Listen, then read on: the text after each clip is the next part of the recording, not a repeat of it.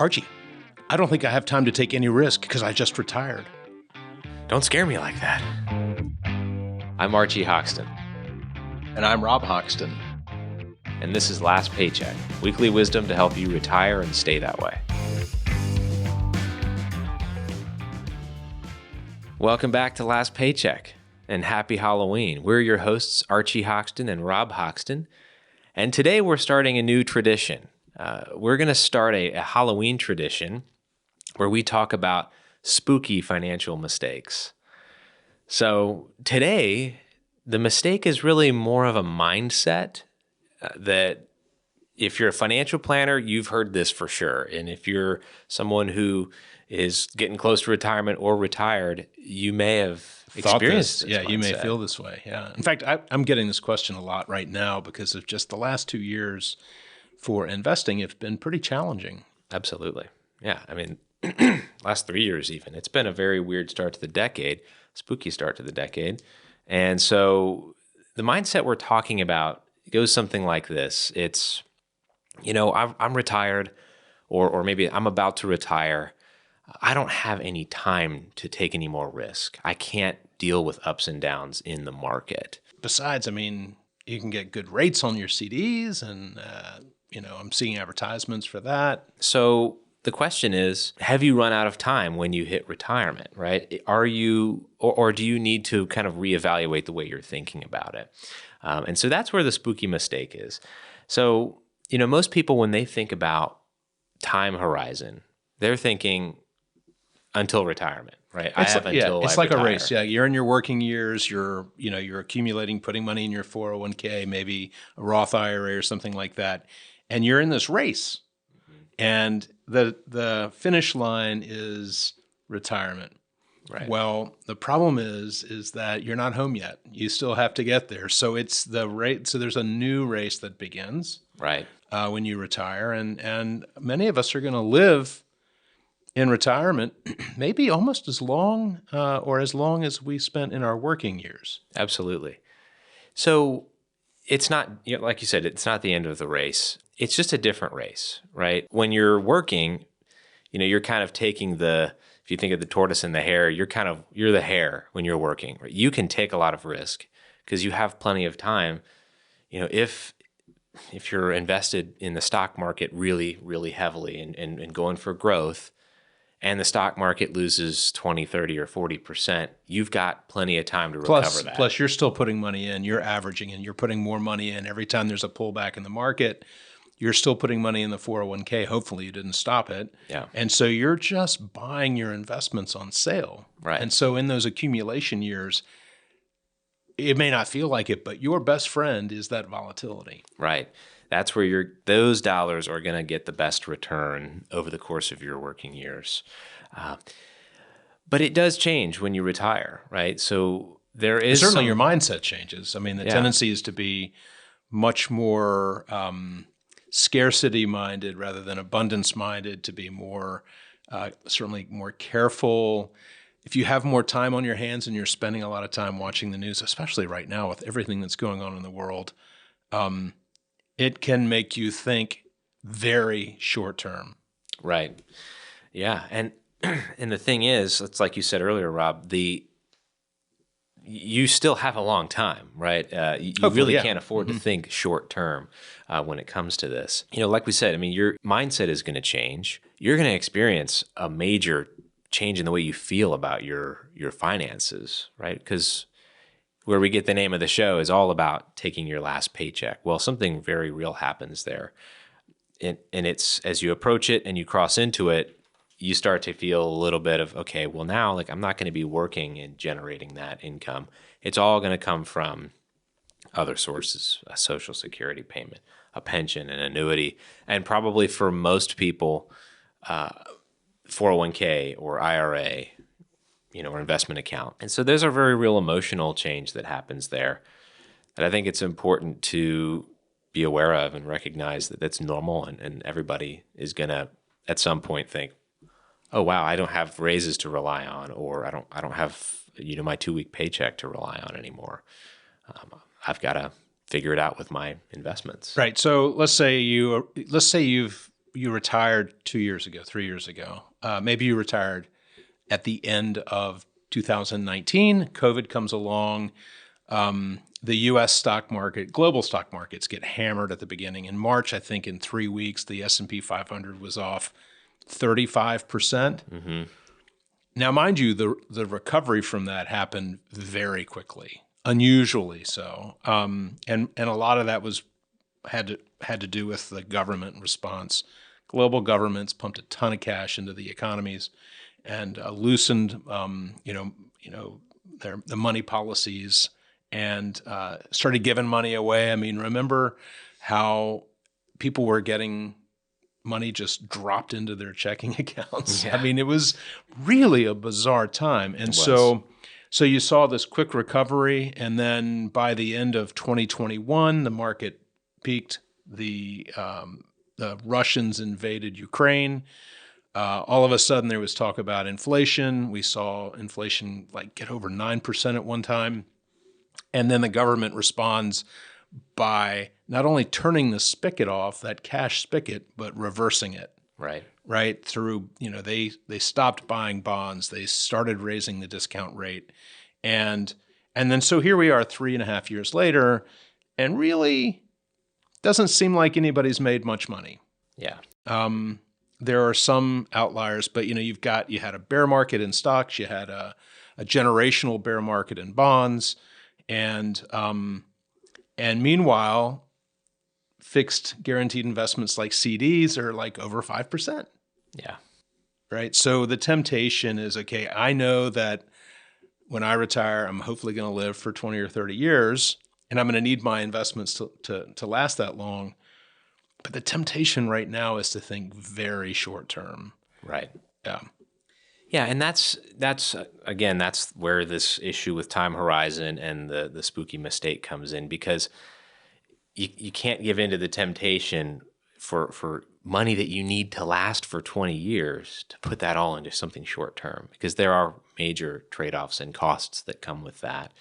And maybe we'll make an episode on that in the future, but you still have to have a portfolio that can outpace your rising costs over a long period of time. Not necessarily in 1 year or 2 year, but and just because it hasn't over the last couple of years doesn't mean that it won't into the future.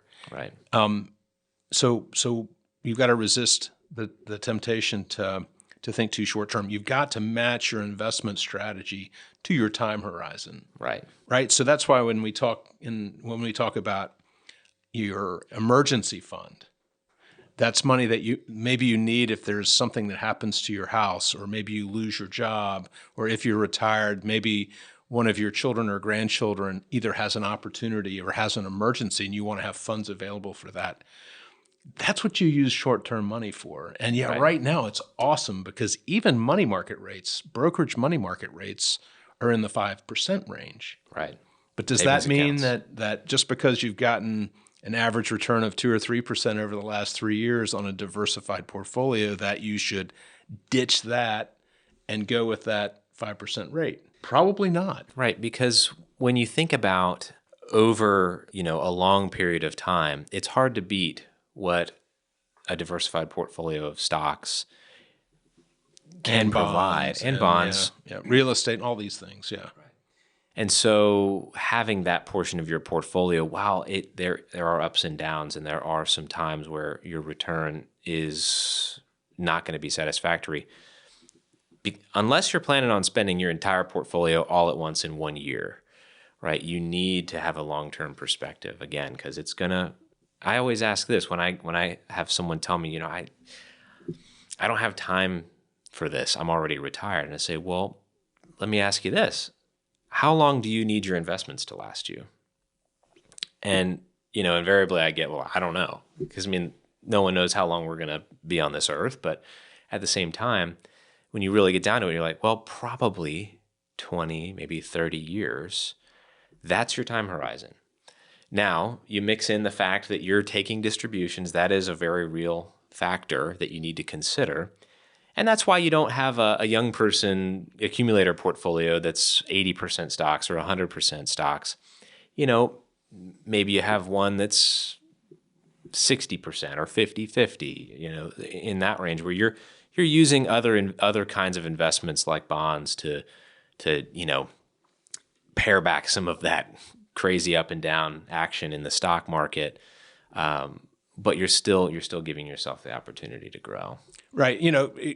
Even with like fixed rates being relative, and I'm stuck on this because I've had so many conversations with clients about this in the last month or so. But with fixed guaranteed rates at 5.5% in some cases, because of where the yield curve is, in order to get that, you're looking at maybe maximum 12 months out. So maturity is 12 months from now. If you go farther than that, those rates begin to tail off.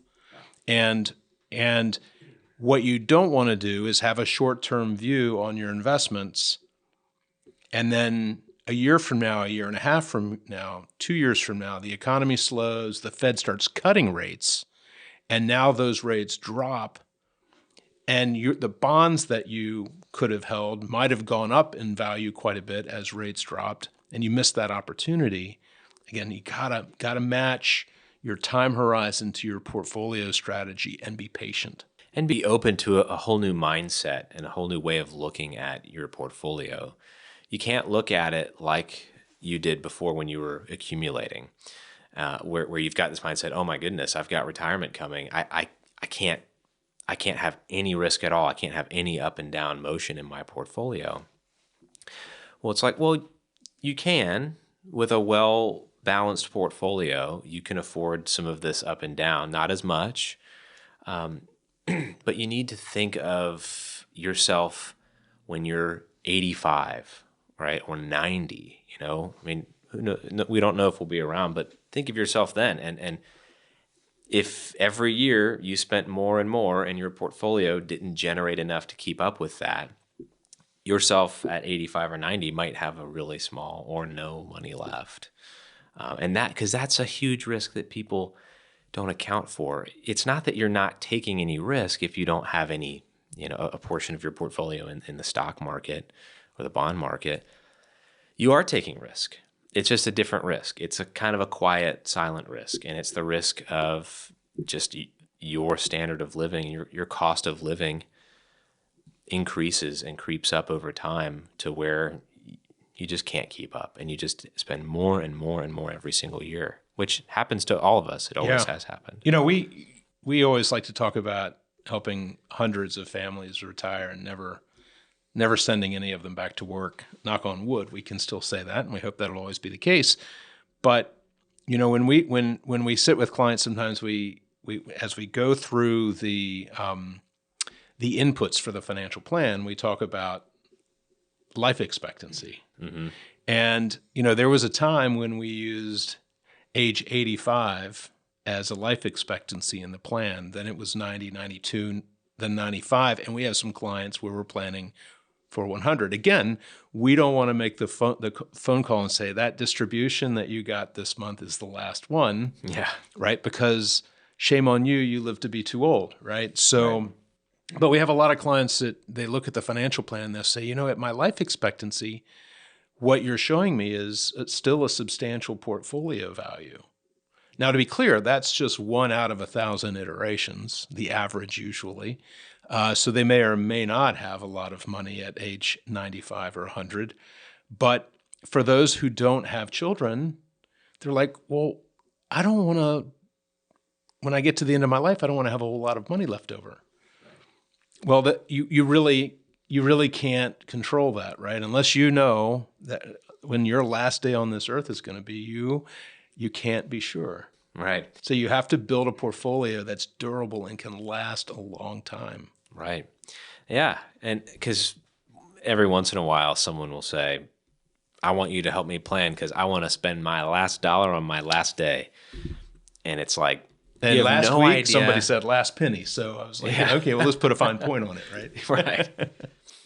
You have no idea what you're asking for. It would be an astronomical task, impossible, because there are really an infinite number of possibilities that could happen. And so you don't want to be in the boat where, you don't want to take too much risk, right? Because again, your time horizon, while it's different, you've got a different set of needs from your portfolio. You're not just looking for growth. You're looking for sustained income. So it's different, but you got to weigh that against the need for a long-term longevity. Right? So the spooky mistake that you want to avoid is not matching your investment portfolio to your time horizon, right? Exactly. And it's really tempting to mismatch them. Yeah. Early when you first retire. Right. And so, this is sometimes we see it flipped, that most people think, oh, I'm taking too much risk. But keep in mind, what we're talking about is sort of another way to mismatch your time horizon with your risk. So we hope that that we helped you here. We hope that this was a nice spooky mistake that you can now avoid. And then, next year we'll have another spooky mistake for you. But just if you enjoyed it, remember to like, subscribe, turn on notifications, share with your family and friends. Follow. Mm-hmm. Leave comments. Leave comments with questions, or we'll reach back out, and if you want to talk to us, we're open to that too. So anyway, have a great day, and we'll see you next time. Halloween. And happy Halloween. You've been watching Last Paycheck, weekly wisdom to help you retire and stay that way. If you like this show, be sure to hit like and subscribe. Last Paycheck is available anywhere you get your podcasts.